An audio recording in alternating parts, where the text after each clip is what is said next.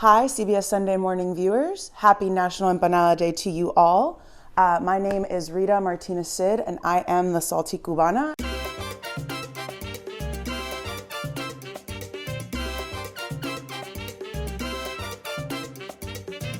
Today we're going to go over how to make classic Cuban-style picadillo empanadas, just like my abuela used to make.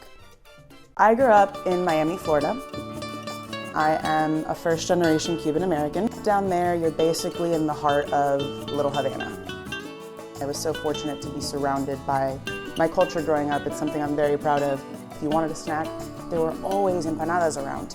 I learned to make empanadas with my grandmothers. Homemade empanadas were a rare occasion because they were a labor of love. As a child, empanadas to me, they take me home. The crunch, the savoriness, the saltiness of it all. It just gives me that feeling of comfort and home. 890 grams of flour, 25 grams of baking powder, 20 grams of salt, 35 grams of sugar.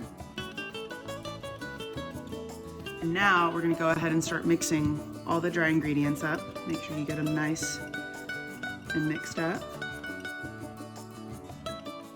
Then I switch over to my whisk. And the way I know it's ready is I'll see the cane sugar crystals come up. Using your dough hook for this portion, and you're gonna bring it up to a 2. You don't want it to overwork the dough while you're mixing it.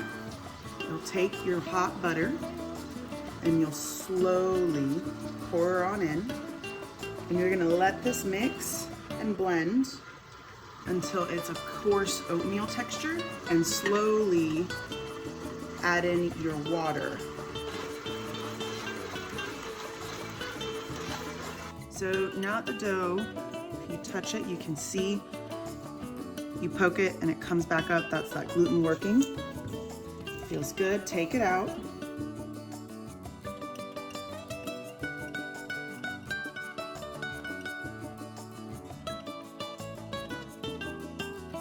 Roll the dough out and get it nice and consistent across the board.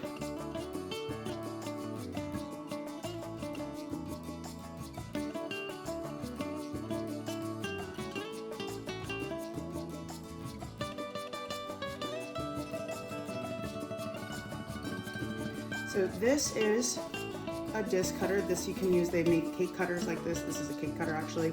I like my empanadas, this is about 6 inches in diameter. I like to use this because then you can put a decent amount of filling in there, but you can use smaller ones like biscuit cutters. Your empanadas can be as big as you want them to be. I'm just go big or go home.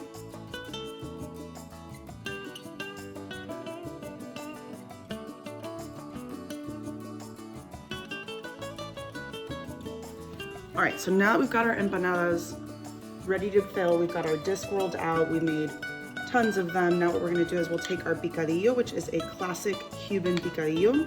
It does have raisins like I mentioned earlier, along with tomatoes, some caramelized onions, bell peppers, all sorts of spices. Traditionally, we use olives, but I love capers and it just makes it a little easier. So the recipe you'll find online will be capers.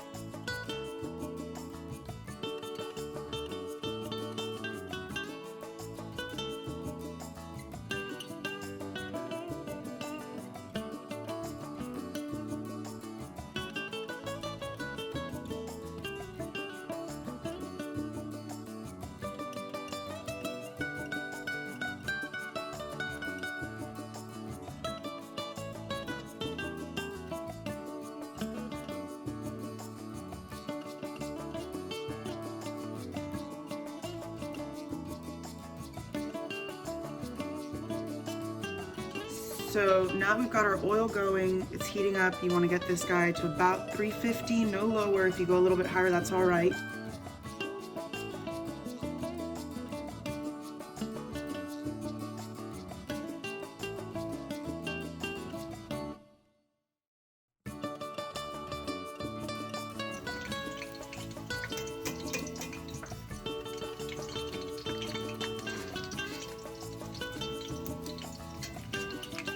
Thank you so much for taking time today on National Empanada Day to learn how to make my abuela's favorite afternoon snack. I'm gonna go ahead and after all this hard work, enjoy them with my favorite beverage, a classic daiquiri.